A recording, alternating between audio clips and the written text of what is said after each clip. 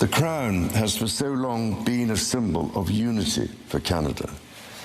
It also represents stability and continuity from the past to the present. As it should, it stands proudly as a symbol of Canada today in all her richness and dynamism.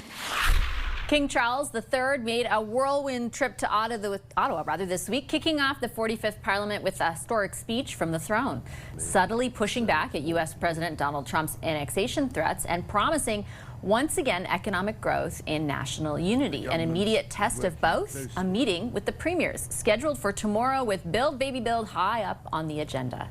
Our Sunday strategy session is here to talk about that. Corey tonight was Ontario Premier Doug Ford's campaign manager and former Director of Communications for Prime Minister Stephen Harper.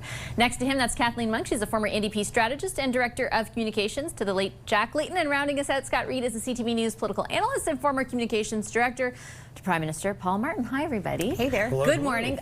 Corey, I'll start with you on your impressions of what mattered out of the throne speech, do you think?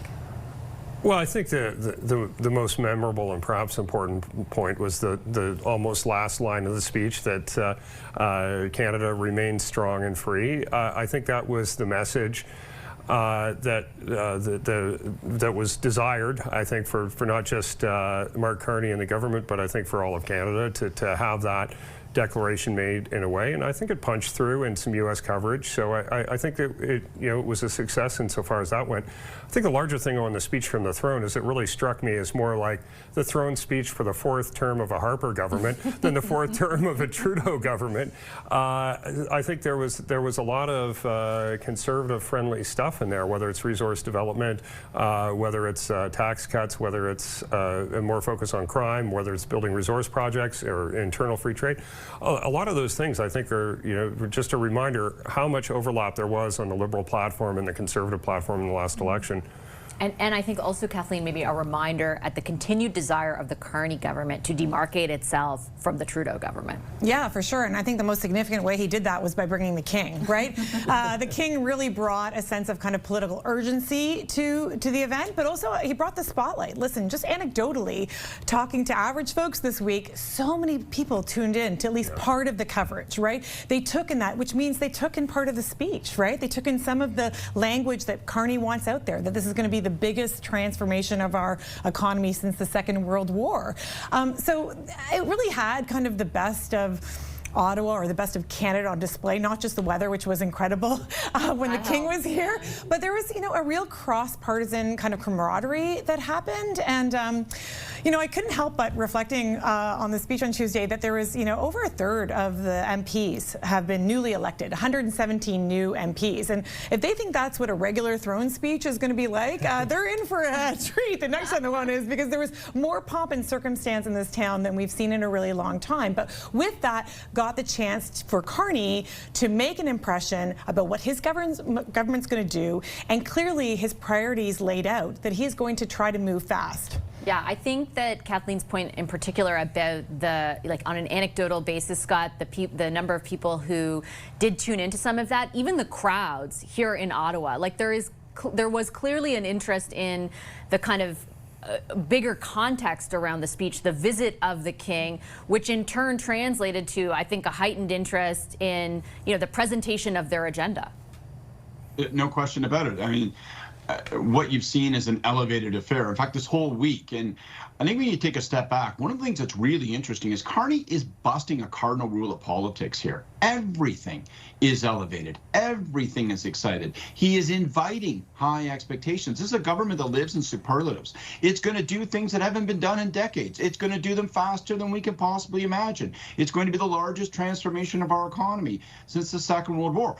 This government is happily, greedily inviting people to measure them differently and by the highest possible standards. And now the tests begin to be applied. So we'll see it next week with the FMM, which I know we're coming to. But I thought the whole week really focused and distilled that theme of we are elevating our efforts here, and we expect to do things that people will turn their head to look at, because it will feel different, it will be different. And it's really placing a lot of pressure on the government because they've got to deliver now. Yeah, I think Scott point, and we kind of have touched on this before, but it was like punctuated by the throne speech, Corey. This idea that like, not that we're going to aim to be an energy superpower. We're going to aim to transform the economy. It's going to be, not aim to be, going to be the strongest in the G7. Like, we are a far way away from that. They have set the bar the highest that I can remember in recent memory. How do you think that will inform the dynamic at the meeting with the premiers? Well, I think it'll bring more unity around the table than disunity. Like, I think particularly for the Western premiers, like, I agree with Scott that it's unusual to raise expectations like that. But the flip side of that same coin is you're signaling to the public service here in Ottawa, you're signaling to regulators and government agencies and others that what your expectations are, what is the overall mission. You know, putting out one mandate letter instead of a mandate letter for every portfolio. All of these are indicating there is going to be a focus, and exactly what that focus is, and there's urgency in exactly what that urgency is.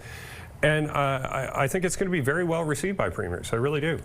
There's ambition and there's reality, though, and often, you know, there are many things, Kathleen, that stand in the way of the type of thing that the Prime Minister is talking about, or even to a degree the premiers. And I'm thinking of this, you know, measure that he's going to bring, this legislation that essentially circumvents possibly C-69, things like that. Yeah. You know, drops regulation, or at least condenses the time needed to approve major projects. Like, how realistic do you? How much do you think the reality of the situation will factor into the discussions? Yeah, and I think this idea that he may put forward, the national interest legislation that you reference, is really where the rubber is going to hit the road. This is where reality will hit, not just on Monday at the premiers meeting, but also, and it's not just the Western premiers, I would say, that might kick up a fuss. You know, we're hearing rumors that Quebec also, you heard it from the Bloc in the question period this past week, that they may push back on the idea of this one economy. So will Carney be able to get a deal with the Western premiers? How will he deal with Quebec, and how will he deal with particularly Indigenous communities, and how they will allow the fast tracking of the approval process? Will it still, he says it will still respect UNDRIP, but how will he do that? You know, even the creation of the new Major Projects Initiative Office, like, how will that be formed, you know, and who will run it? So I think there's a lot of stuff to be questioned. It is, as Scott had mentioned, kind of the scale of the ambition is so high, and how will that be kind of brought to ground and actually implemented? That's going to be the job of the public service in many ways, but it's also going to take a lot of political will. And so far, the premiers have been, in past First Minister meetings that Carney has been holding, have been very open to his approach.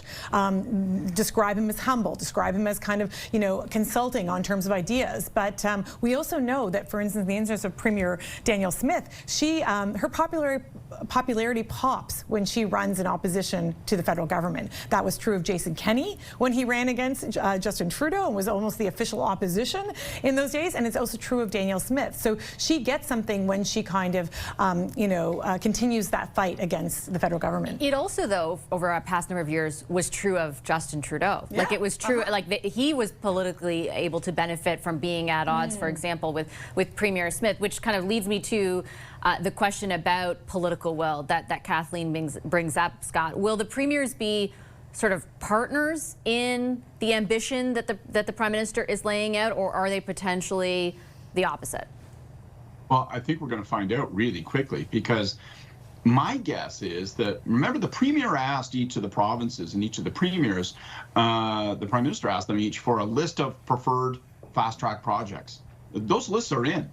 And I think he's going to arrive at that meeting and say, all right, let's circle 2 or 3 of them. I assume they'll be distributed geographically and sectorally in a way that creates some balance, but there will still be a ton of focus. And so in that sense, all of the high expectations that I was talking about earlier that the Prime Minister's invited upon himself, he's going to shift to some of the premiers and say, now, you guys have talked a good game, and you've given me your lists, we've selected something, let's move. Are you guys ready to go? And that does put the onus on the premiers to say yes, and if not yes, then why not? And I think it's going to be really interesting to see. So I think their political will is going to be tested this week as well, particularly if he puts a couple, 2, 3, 4 very specific projects in the window, and does so by saying these are drawn from your wish lists. So there ought not to be any obstacle to moving together.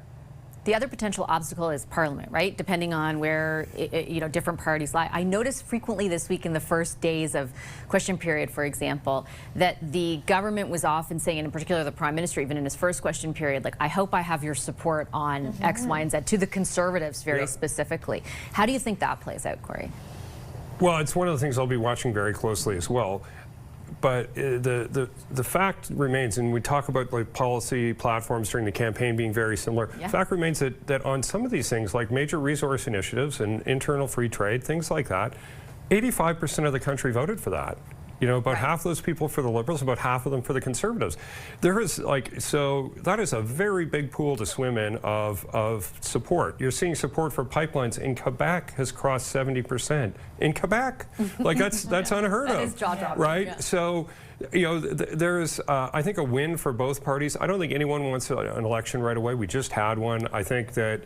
You know, the balance will be, is it, you know, for the Conservatives, is it you're supporting so much that you look like you're not doing your duty to oppose the government as official opposition? Like, I think they have to be critical. I think they have to nibble around the edges of it. But I think when push comes to shove, if there is legislation that's going to fast track resource projects, the Conservatives will be under enormous pressure to vote for it, and that pressure will come from the provinces, it'll come from the Canadian public, it'll come from their own platform and their own backbenches, I think, in order to do that. But, you know, past that, you know, I'm sure there will be lots of other things that happen in Parliament, as there always are, that they will find ample opportunity to criticize and to go after. But I think on those big things, that's the grand bargain that you want to make. You want to make a deal that is inclusive of 85% of the population, not catering to the remnants of the NDP and the Green Party. I've got a minute left, 30 seconds to each, if you don't mind. Kathleen, what do you think about that? Well, I'm struck by the fact that you have to remember, in the last 7 months or so, we've gone through 5 provincial elections, right? Plus a federal election and a U.S. election. So people are generally tired of the partisan bickering. I know, and so they do kind of want, pundits aren't, we're not, we can talk about it forever. But remember, I think that Canadians largely want our politicians now to get to work and get things done. So I think it's actually smart of the Carney government to try to trap in the opposition by saying, hey, you know, you're going to support this because we need to move forward, because the threats from the U.S. and others and what's happening on the global economy, you know, writ large, needs for Canadians to focus and get things done. So I hope we actually hear good news out of Monday's meeting with the FFM. I thought also the Conservatives made an effort this week, Scott, to say these are things that we would support, X, Y, and Z, and here is what we're going to oppose. Like, they were more forthcoming about that than they had previously been.